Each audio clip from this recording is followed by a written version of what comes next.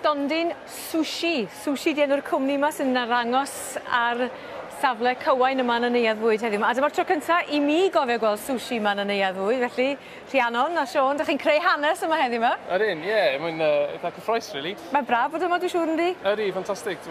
Neis bod rhan o y sioe a bod rhan o'r food scene yn Gymru. Yn union. Felly, be di hanes eich sushi chi? A dwi'n licio'r ffordd ych chi'n ei sillafu o? Sushi, ie, Swshi Cymraeg.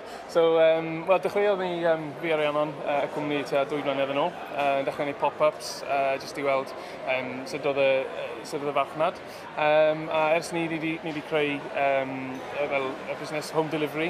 So, ni'n mynd rown yn delifro i llefydd gwahanol, roedden ni Caernarfon, lawr i Sir Benfro. Achos yn Ngheredigion, da chi? Yn Ngheredigion, so... Yn lle yn union, da chi te? Llwyn y Groes, so ar bwys Tregaron a Llambed fyna. Right. Yeah. A ydy pobl Tregaron di croesawu eich sushi chi? Ydyn, mae'n lawr yn gret, ydy. Dwi'n siŵr, as mae'n ffasiynol iawn, dydy. Be sy'n gen ti ar y stondin heddiw yma? So heddi, mae dyn ni amrywiaeth o bethau. So jyst wedi gwneud y rolls fan hyn. So mae popeth wedi lapio mewn rice sushi, sef y sticky rice.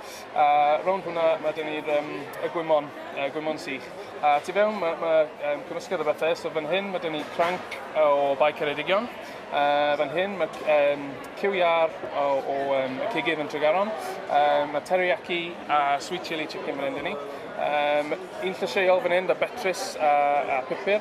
A fan hyn, mae dyn ni yr un eog ffres. So, lot o bethau ffres a blasus iawn. Felly, i fod wedi becynnu'n siaponïaidd, mae'n Gymreig hefyd mewn ffordd, ydy? Ydy, ni'n trio rhoi fel slant bach Cymraeg ar y cynnyrch. A ie, mae'n boblogaidd. Wel, ydy mae o.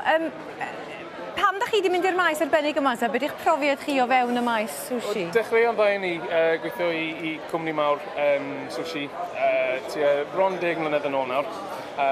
So mae bach o profiad da ni i wneud hynny. Doethon ni nôl gatre, really, nôl i Gymru ar ôl dysgu yn crefft, really.